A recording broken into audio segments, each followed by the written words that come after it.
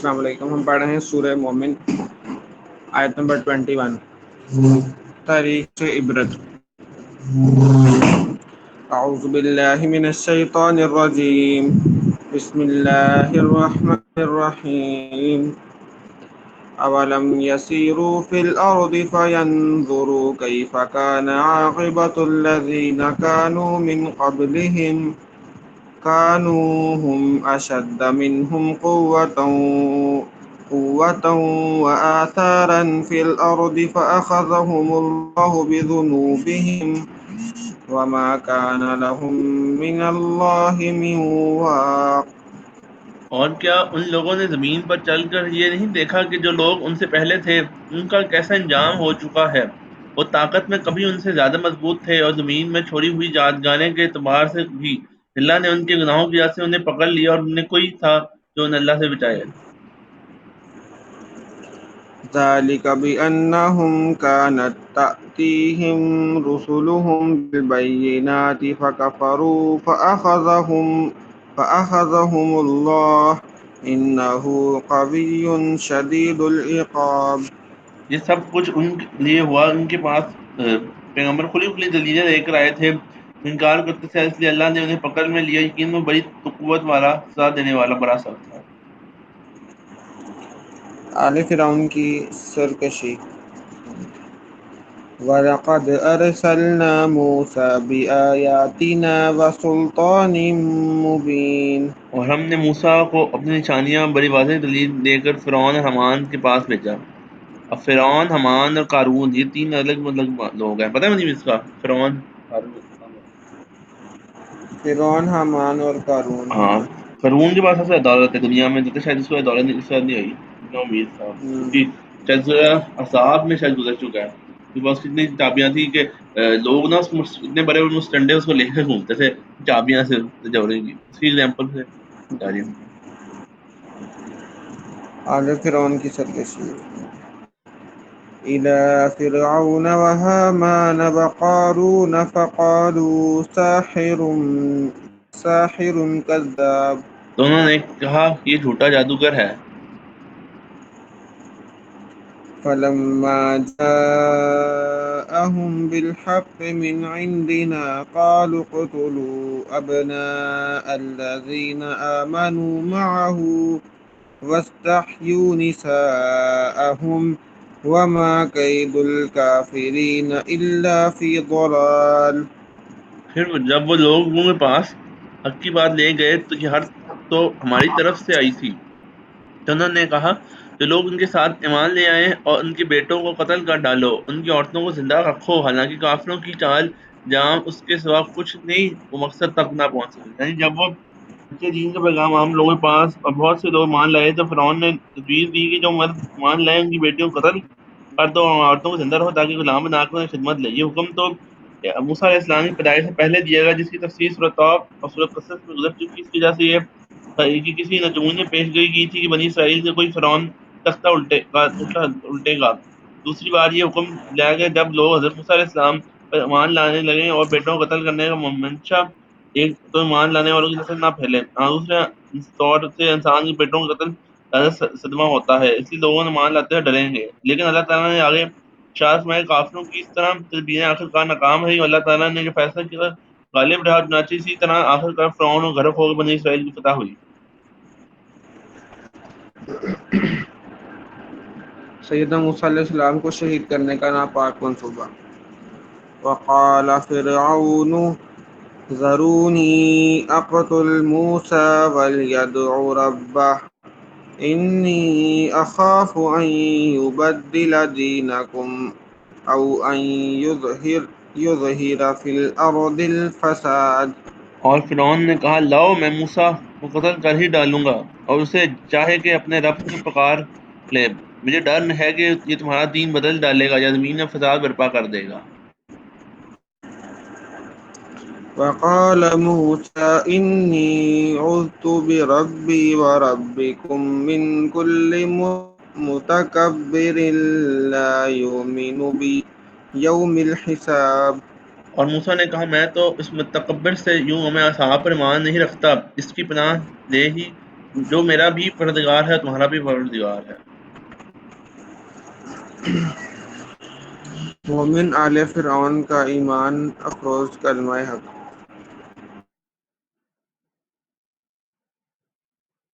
مؤمن من آل فرعون يكتم إيمانه أتقتلون رجلا أن يقول ربي الله وقد جاءكم بالبينات من ربكم وإن يك كاذبا فعليه كذبه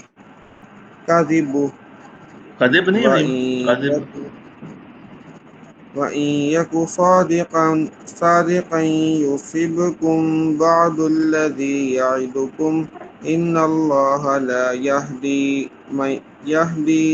من هو مسرف كذاب۔ نہیں جب جیم آتا ہے تو کیا وہ کیا کاذب نہیں ہوگا، کیا ہوگا پھر اس کا جو جیم آئے گا تو کیا کریں گے؟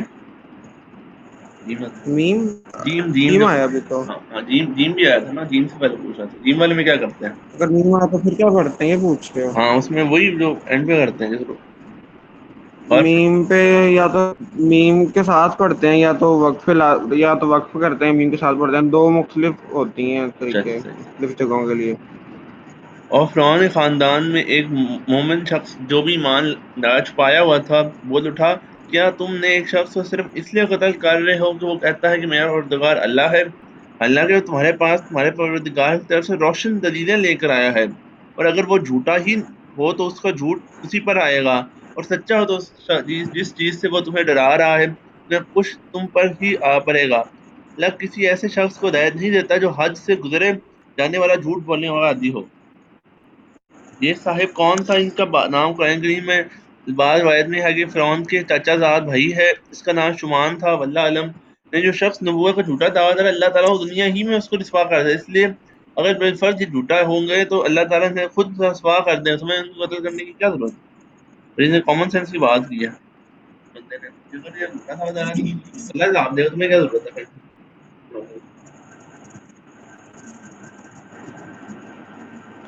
يا قوم لكم الملك اليوم ظاهرين في الأرض فمن ينصرنا من بأس الله إن جاءنا قال فرعون ما أريكم إلا ما أرى وما أهديكم إلا سبيل الرشاد۔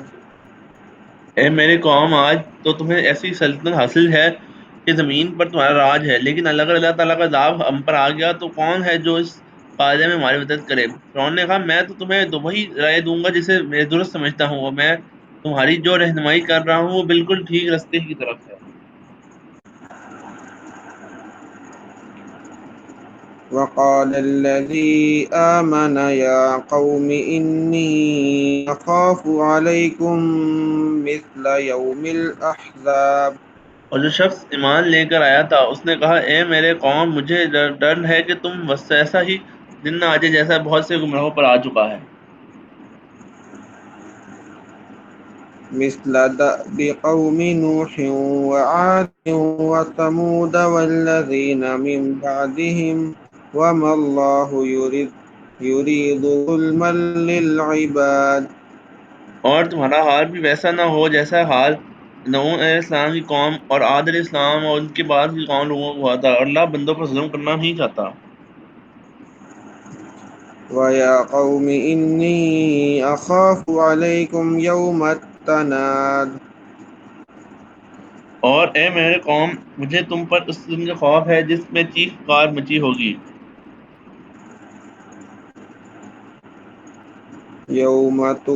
يوم تولون مدبرين ما لكم من الله من عاصم ومن يضلل الله فما له من هاد۔ جس دن تم پیٹ پھیر کر اس طرح بھاگو گے یا کوئی تمہارے اللہ سے بچانے والا نہیں ہوگا، جیسے اللہ بھٹکا دے اسے کوئی راستہ دکھانے والے میں سے نہیں ہوتا۔ وَلَقَدْ جَاءَكُمْ يُوسُفُ مِنْ قَبْلُ بالبينات فما زلتم في شك مما جاءكم به حتى إذا هلك قلتم لن يبعث الله من بعده رسولا كذلك يضل الله من هو مسرف مرتاب. اور حقیقت یہ ہے کہ اس سے پہلے یوسف علیہ السلام تمہارے پاس روشن دلیل لے کر آئے تھے، تب بھی تم نے ان کی لائی ہوئی باتوں کے متعلق شک میں پڑ گئے کہ جب وفات پا گئے تم نے کہا کہ اس کے بعد اللہ تعالیٰ کوئی پیغمبر نہیں بھیجے گا. اسی طرح اللہ تمام لوگوں کو گمراہی میں ڈال رکھتا ہے، وہ حد سے گزرنے ہوئے شکی ہوتے ہیں. یہ خطاب فرعون کی قوم یعنی قبیتوں کو ہو رہا ہے. ترتیبوں کو ہدایت پیغام کے کبتیوں قبطیوں کو ہدایت پیغام حضرت موسیٰ علیہ السلام نے دیا تھا. یعنی اول تو حضرت یوسف علیہ السلام کی نبوت ہی کا انکار کرتے رہے.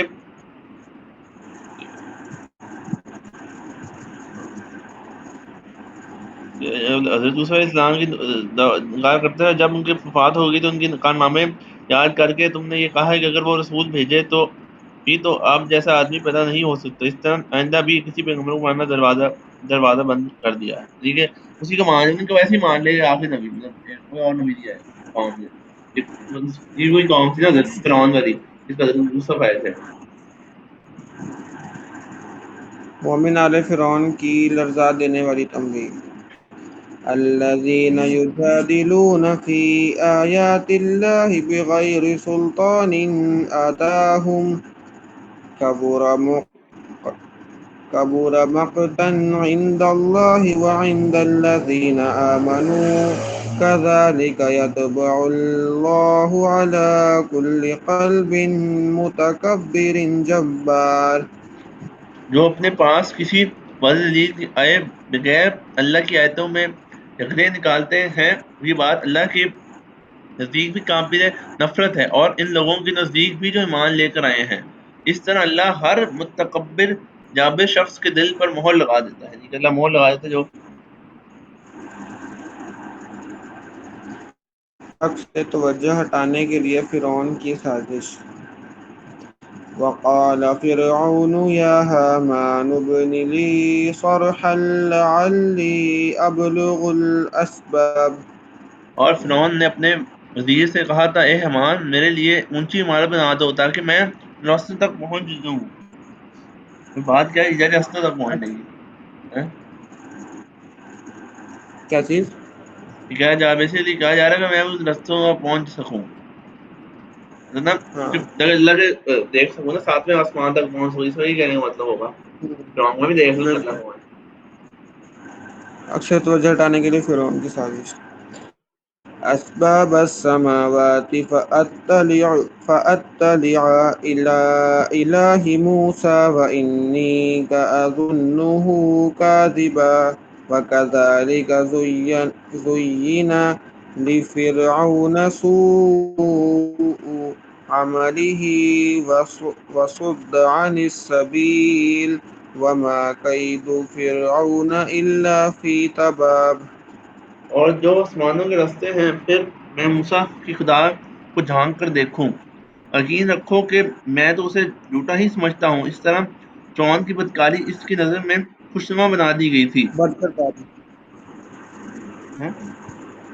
بدکرداری سے نظر میں خوشنما بنا دی گئی تھی اور اسے راستے سے روک دیا گیا تھا. فرعون کی کوئی چال ایسی نہیں تھی جو بربادی میں نہ گئی ہو.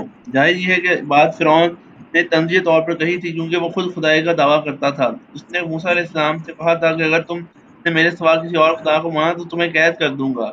یعنی اس کی نفسانی خواہشات نے اسے سیدھے راستے پر چلنے سے روک رکھا تھا. یہ سمجھا دیا تھا کہ جو کام تم کر رہے ہو بہت اچھا ہے.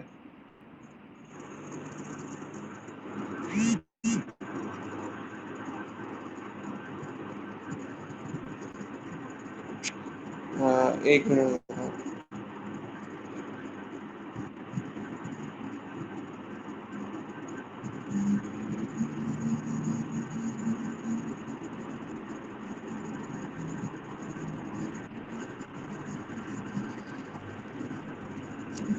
وقال الذي آمن يا قوم المتبعون أهدكم سبيل الرشاد اور جو شخص ایمان لے کر آیا تھا اس نے کہا اے میرے قوم میری بات مانو میں تمہیں ہدایت کے رستے پر لے جاؤں گا.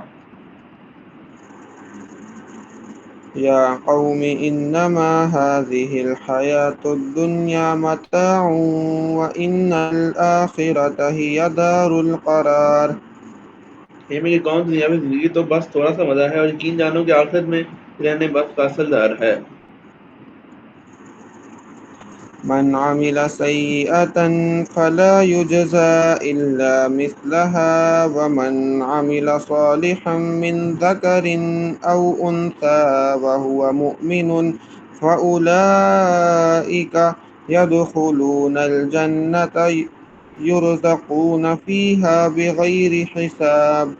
اور جس شخص نے کوئی برائی کی ہوگی اسے اسی کے برابر بدلہ دیا جائے گا.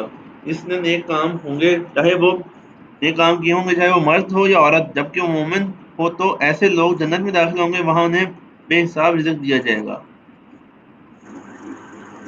آل فرعون کا بندہ مومن کے خلاف جارحانہ رویہ.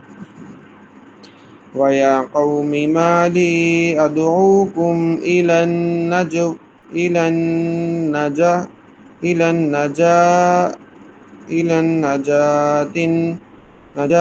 وَتَدْعُونَنِي إِلَى النَّارِ.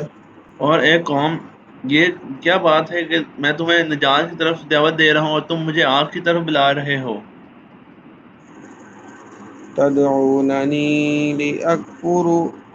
تدعونني لأكفر بالله وأشرك به ما ليس لي به علم وأنا أدعوكم إلى العزيز الغفار.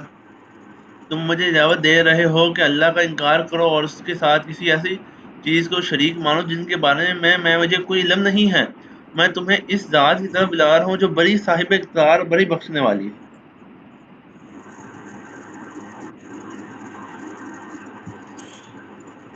لا جرم أن ما تدعونني إليه ليس له دعوة في الدنيا ولا في الآخرة وأن مردنا إلى الله وأن المسرفين هم أصحاب النار. سچ تو یہ ہے کہ جن چیزوں کی طرف تم مجھے بلا رہے ہو وہ دعوت کے اہل نہیں اور نہ دنیا میں نہ آخرت میں. اور حقیقت یہ ہے کہ ہم سب کو اللہ کی طرف پلٹ کر جانا ہے اور یہ کہ جو لوگ حد سے گزرنے والے ہیں وہ آگ کے باسی ہیں. اس کا مطلب یہ بھی ہو سکتا ہے جن بتوں کی تم پوچھتے ہو خود ان میں صلاحیت نہیں ہے کہ وہ کسی کو اپنی پوچھنے کی دعوت دیں. یہ مطلب بھی ممکن ہے کہ جن کو تم پوچھتے کہ ہمیں دعوت دے رہے ہیں وہ اس دعوت کے ہرگز لائق نہیں. فستذكرون ما أقول لكم وأفوض أمري إلى الله إن الله بصير بالعباد. غرض تم ان قریب میری یہ باتیں یاد کرو گے جو میں تم سے کہہ رہا ہوں اور میں اپنا معاملہ اللہ کے سپرد کرتا ہوں. یقینا اللہ سارے بندوں کو خوب دیکھنے والا ہے.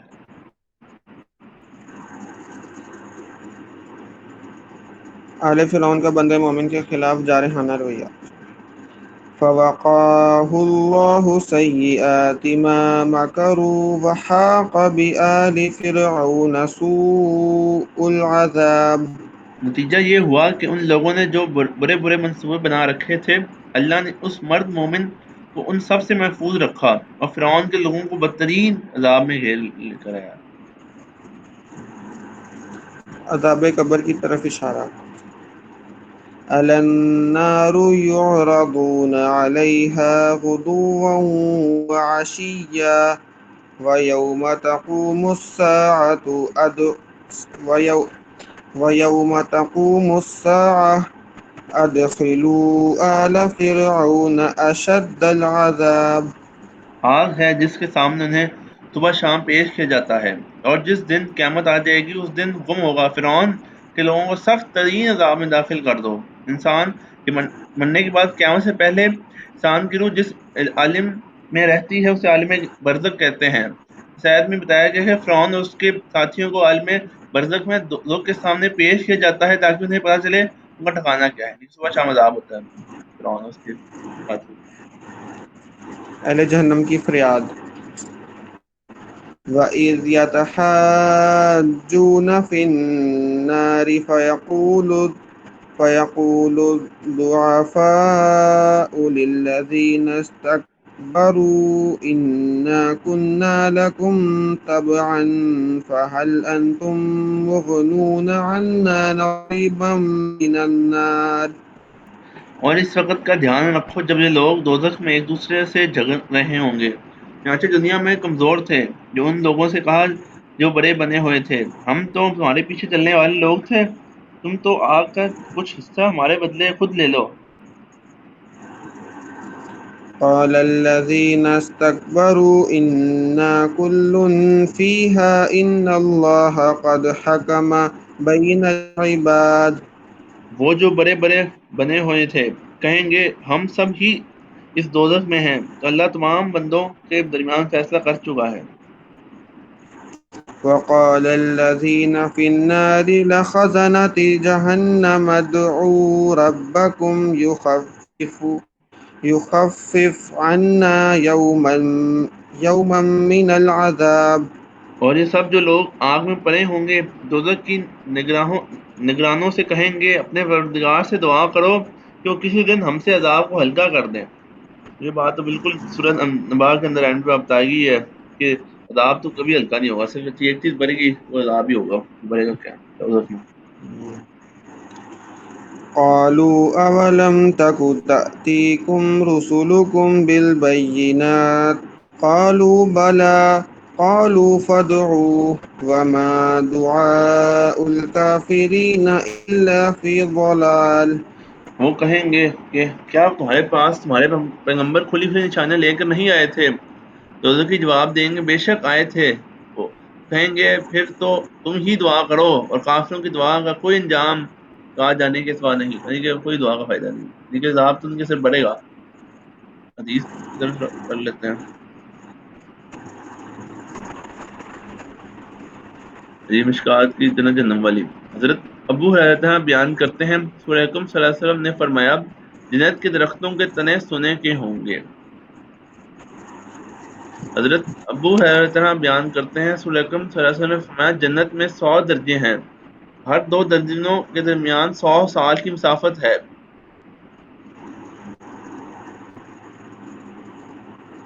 حضرت ابو سعید نبی کریم صلی اللہ علیہ وسلم سے کوئی فرمان اور بلند بصرے کے بعد روایت کرتے ہیں آپ صلی اللہ علیہ وسلم نے فرمایا ان بچھونوں کی بلندی اس طرح ہوگی کہ جس طرح زمین اور آسمان کے درمیان فاصلہ ہے, اور جو فاصلہ 100 سال کی مسافت ہے. اچھا. حضرت ابو سعید رضی بیان کرتے ہیں رسول اکرم صلی اللہ علیہ وسلم نے فرمایا پہلا گروہ جو روز قیامت میں جنت میں داخل ہوگا ان کے چہرے اس طرح روشن ہوں گے اس طرح 14ویں کا چاند روشن ہوتا ہے. دوسرا گروہ آسمان میں سب سے زیادہ چمکدار ستارے کی طرح روشن ہوگا. ان میں سے ہر آدمی کے لیے 2 بیویاں ہوں گی, ہر بیوی پر 70 جوڑے ہوں گے. اس کی پنڈلی کا ہودہ ان کے اوپر سے نظر آئے گا. حضرت سعد بن ابی وقاص سے طرح بیان کرتے نبی کریم صلی اللہ علیہ وسلم نے سے روایت ہے کہ آپ صلی اللہ علیہ وسلم نے فرمایا اگر جنت کی نعمتوں میں سے ناخن برابر کوئی نعمت ناخن کے برابر یعنی دنیا میں ظاہر ہو جائے تو اس کی وجہ سے زمین و آسمان کے کنارے میزان ہو جائیں گے. اگر جنت والوں میں سے ایک آدمی زمین پر جھانک دے اور اس کی کنگن ظاہر ہو جائیں تو اس کی روشنی سورج کی روشنی کو اس طرح مٹا دے گی جس طرح سورج ستاروں کی روشنی کو مٹا دیتا ہے. یہ کتنی روشنی ہوگی ابو ہریرہ بیان کرتے ہیں نبی کریم صلی اللہ علیہ وسلم نے فرمایا جنت والوں کے جسم پر نہ بال ہوگا, نہ ان کی داڑھی ہوگی, نہ ان کی آنکھیں سرمگین ہوں گی, نہ تو ان کی جوانیاں ختم ہوں گی, نہ ان کے کپڑے بوسیدہ ہوں گے. کیونکہ ویسے ٹائم ختم ہو جائے گا نا, انفینٹ ٹائم ہوگا, مطلب نہ ان کے کوئی ایج ہے کوئی فیکٹری ٹائم ہی ختم ہو جائے گا. ٹائم ہاں. حضرت اسامہ بنت ابی بکر طرح بیان کرتے ہیں میں نے رسول اکرم صلی اللہ علیہ وسلم کو فرماتے ہوئے سنا کہ آپ سے 17 کے ذکر ہو گیا. آپ سوار کی شاخوں کے 100 سال چلتا ہوگا, اس کے سائے 100 سال ہوں گے، 100 سال، 100 سال جنت میں گزرتے ہیں۔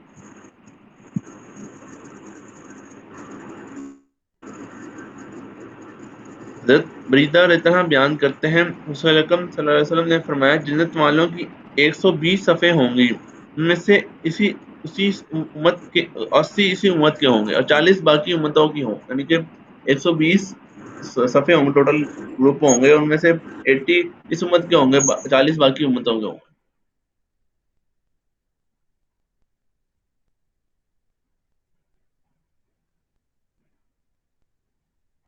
حضرت ابو سعید رضی اللہ عنہ بیان کرتے ہیں رسول اکرم صلی اللہ علیہ وسلم نے فرمایا جنت والوں میں سے ادنی درجے والا وہ ہوگا جس کے اسی ہزار، ادنی یعنی آخری درجے اس کے 1000 خادم اور 72 بیویاں ہوں گی، اور اس کی جابیہ میں سے سنا کی درمیانی میں سب جتنا ہوگا، جوہرات زمرد اور یاقوت سے ایک خیمہ نصیب کیا جائے گا، اسی سندر کے ساتھ ہوگا۔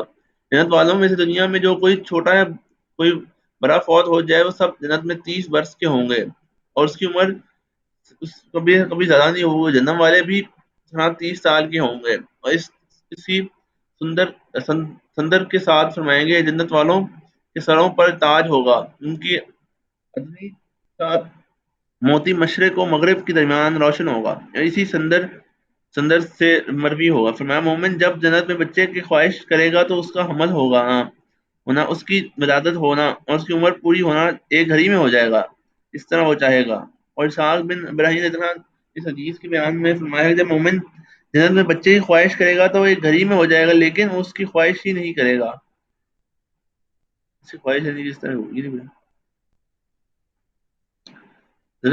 حضرت حکیم بن معاویہ رضی اللہ عنہ بیان کرتے ہیں رسول اکرم صلی اللہ علیہ وسلم نے فرمایا جنت میں پانی کا دریا، شہد کا دریا، دودھ کا دریا اور شراب کا دریا، پھر جنت والوں کی جنت میں داخل ہونے کے بعد نہریں ہی نکلیں گی۔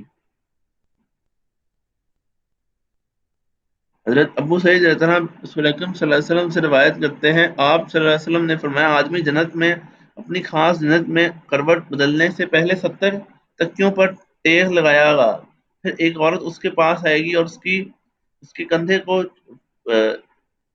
دبائے گی اور اس کے رخسار میں اپنا چہرہ دکھا، وہ رخسار اب آئینے سے زیادہ صاف ہوگا، اس عورت پر ادنی موتی مشرق و مغرب کے درمیانی فاصلے کی روشن کر دیں گے، وہ اس کو سلام کرے گا، وہ اسے سلام کا جواب دے گی، وہ اس سے پوچھے گا تو کون ہے، وہ کہے گی میں مزید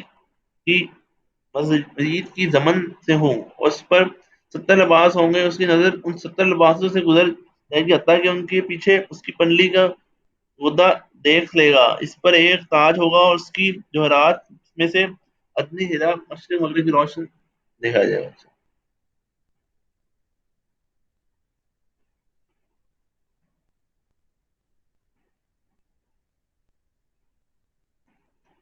حضرت سویب طرح بیان کرتے ہیں نبی کریم صلی اللہ علیہ وسلم سے روایت ہے آپ صلی اللہ علیہ وسلم نے فرمایا جب جنت والے جنت میں داخل ہو جائیں گے تو اللہ فرمائے گا تمہیں کسی چیز کی ضرورت ہے تو میں تمہیں مزید عطا کروں، وہ عرض کریں گے کیا تو نے ہمارے چہرے سفید نہیں بنا دیے، یا تو نے ہمیں جنت میں داخل نہیں فرما دیا، تو نے ہمیں جنم کی آگ سے بچا نہیں لیا؟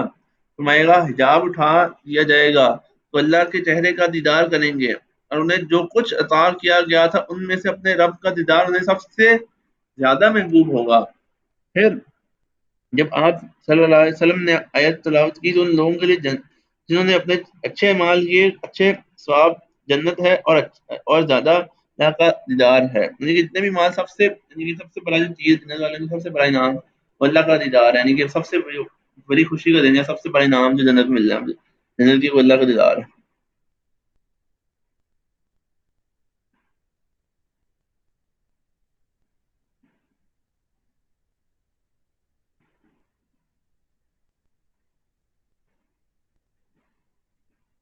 حضرت ابو ہریرہ سے روایت ہے کہ رسول اکرم صلی اللہ علیہ وسلم نے فرمایا تمہاری یہ دنیا کی آگ جہنم کی آگ کی 70واں حصہ ہے۔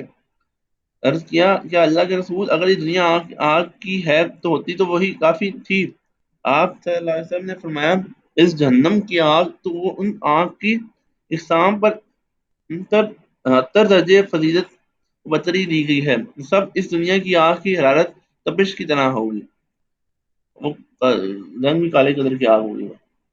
حضرت ابن مسعود رضی اللہ عنہ بیان کرتے ہیں رسول اکرم صلی اللہ علیہ وسلم نے فرمایا جہنم کو لایا جائے گا، اس روز اس کے 70,000 لگائیوں میں سے ہوں گے، اور ہر لگام کے 70,000 فرشتے ہوں گے جو اس سے کھینچ رہے ہوں گے۔ یعنی جب جہنم لائی جائے گی اسے ایک لیونگ چیز ہے پوری، اس سے 70,000 چینز ہوں گے، اور ہر چین پہ 70,000 میں ہوں گے فرشتے ہوں گے سے۔ رضوان بن بشیر اتنا بیان کرتے ہیں رسول اکرم صلی اللہ علیہ وسلم نے فرمایا جہنم والوں میں سے جس شخص کو سب سے زیادہ ہلکا عذاب ہوگا وہ شخص ہوگا جس کے جوتے اور تسمے آنکھ کے ہوں گے، جس کی وجہ سے اس کا دماغ اس کی طرح کھولتا ہوگا جس طرح ہانڈی کھولتی ہے۔ وہ خیال کریں گے کہ کسی شخص کو اس سے زیادہ عذاب نہیں ہو رہا، حالانکہ وہ سب سے ہلکا عذاب نکلا ہوا، یعنی یہ اس کو لگے گا کہ اس کو سب سے زیادہ عذاب ہو رہا ہے۔ اور شاید اس کی عذاب خاصیت یہ ہے کہ اس کو وہ بھی اکیلے میں رہا، اس کو پتہ میں نہیں چل رہا ہوگا کہ عذاب کم ہو رہا ہے زیادہ ہو رہا ہے، اس کو لگے اس کو لگ رہا ہوگا کہ سب سے عذاب ہو رہا ہے، وہ سب سے عذاب نہیں ہو رہا، سب سے ہلکا عذاب ہو رہا ہے۔ انس رضی بیان کرتے ہیں رسول اکرم صلی اللہ علیہ وسلم نے فرمایا روز قیامت جہنم والوں میں سے اس شخص کو لایا جائے گا جس دنیا میں سب سے زیادہ نعمتیں میسر تھیں، اسے آگ میں ایک غوطہ لگایا جائے گا، پھر کہا جائے گا اے انسان کیا تم نے کبھی کوئی خیر و نعمت دیکھی تھی؟ کیا کسی نعمت کا تیرے پاس سے کبھی گزارا ہوا تھا؟ وہ کہے گا رب جی اللہ کی قسم نہیں۔ پھر اہل جنت میں سے ایک شخص کو لایا جائے گا جس نے دنیا میں سب سے زیادہ بدحالی کی دیکھی ہوگی، اسے جنت میں ایک بار گھما کر اس سے پوچھا جائے گا اے انسان تو نے کبھی کوئی بدحالی دیکھی ہے یا کبھی شدت و تنگی تیرے پاس سے گزری ہے؟ وہ غرض کرے گا رب جی اللہ کی قسم نہیں ہے، تو نہ کبھی بدحالی میرے پاس سے گزری، نہ میں نے کبھی کوئی شدت و تنگی دیکھی ہے۔ دیکھیے ایسا چیز ہوگی کہ انسان جسے زندگی سے مشکلات دیکھو جنت دیکھ کے ایسا نہیں ہو زندگی کو ایسا کچھ ایسا کوئی مشکلات آئی نہیں۔ حضرت سمرو بن جنت سے روایت ہے نبی کریم صلی اللہ علیہ وسلم نے فرمایا کچھ ایسے لوگ ہوں گے جنہیں آگ ان کی ٹخنوں تک پکڑے گی، ان میں سے کچھ کی گھٹنوں تک پہنچے گی، ان میں سے کسی کے آزار بند تک پہنچے گی، ان میں سے کسی کے گردن کو پہنچ جائے گی۔ حضرت ابو ہریرہ بیان کرتے ہیں رسول اکرم صلی اللہ علیہ وسلم فرمایا جہنم میں کافر کے دو کندھوں کے درمیان فاصلہ تیز رفتار سوار کے 3 روز کے مسافر جتنا ہوگا، اور ایک دوسری روایت میں ہے کافر کی داڑھی پہاڑ کی مثال ہوگی، دار اچھا، اور اس کی جلد کی موٹائی تین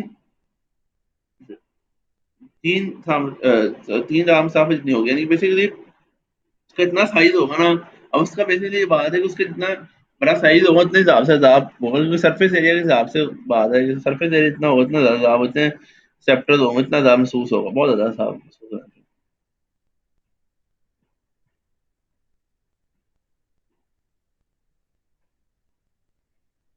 حضرت ابو محمد طلحہ نبی کریم صلی اللہ علیہ وسلم سے روایت کرتے ہیں آپ صلی اللہ علیہ وسلم نے اللہ تعالیٰ کی فرمان اسے پی پلائی جائے گی تو وہ اسے گھونٹ گھونٹ کر پیے گا، ہمارے اس کے منہ کے قریب کیا جائے گا تو اسے ناپسند کرے گا، جب اسے اس کے قریب کیا جائے گا اس کا چہرہ جل جائے گا، اس کے سر کی جلد گر پڑے گی، اور جب وہ اسے پیے گا تو اس کی انتڑیاں کٹ جائیں گی حتیٰ کہ اس کے دبر پیٹ کے راستے باہر نکل جائیں گے، اور اللہ تعالیٰ نے فرماتے ہیں انہیں کھولتا ہوا پانی پلایا جائے گا تو ان کی انتڑیاں کاٹ ڈالے جائیں گے، اور وہ فرمائے گا اگر وہ فرمائے کریں تو ان کی فریاد اسے پینے جائے تو تیل جھٹ کر اس طرح ہو جائے جیسے کہ بھون کر ڈالیں گے، بڑا پینا ہوگا جب پیئیں گے تو یاد ہونا۔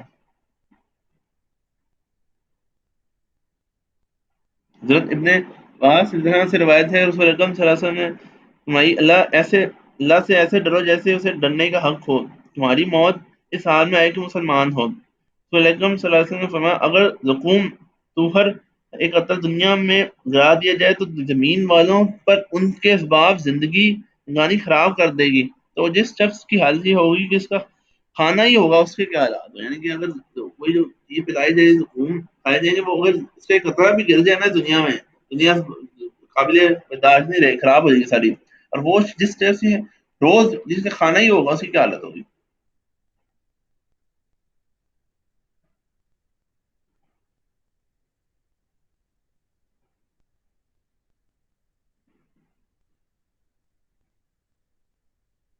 حضرت حسن بصری رضی اللہ عنہ بیان کرتے ہیں ابو رضی اللہ عنہ نے ہمیں رسول اکرم صلی اللہ علیہ وسلم سے حدیث بیان کی کہ آپ صلی اللہ علیہ وسلم نے فرمایا روز قیامت سورج اور چاند کو لپیٹ کر جہنم میں پھینک دیا جائے گا. اسے پر حسن رضی اللہ عنہ نے عرض کیا کہ ان کا کیا گناہ ہے؟ انہوں نے فرمایا میں تمہیں رسول اکرم صلی اللہ علیہ وسلم سے حدیث بیان کر رہا ہوں.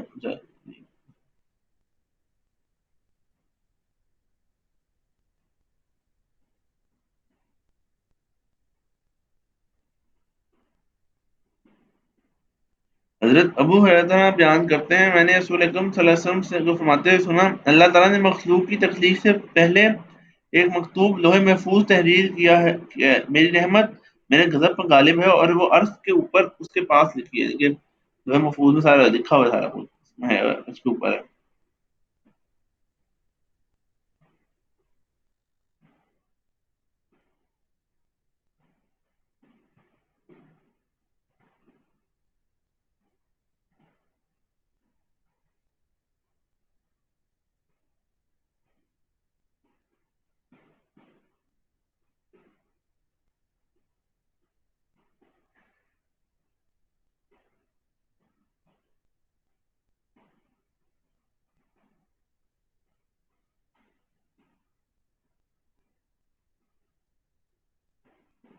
حضرت ابو ہریرہ بیان کرتے ہیں رسول اکرم صلی اللہ علیہ وسلم نے فرمایا میں عیسیٰ بن مریم سے دنیا آخرت میں ان لوگوں کی نسبت زیادہ قرابت دار ہوں. انبیاء لاکی ایک باپ کی لاد بھائی ان کی مائیں الگ ہوں گی جبکہ ان کی دین ایک ہے. میرے اور عیسیٰ کے درمیان کوئی نبی نہیں ہے. سینڈ کرتے ہیں.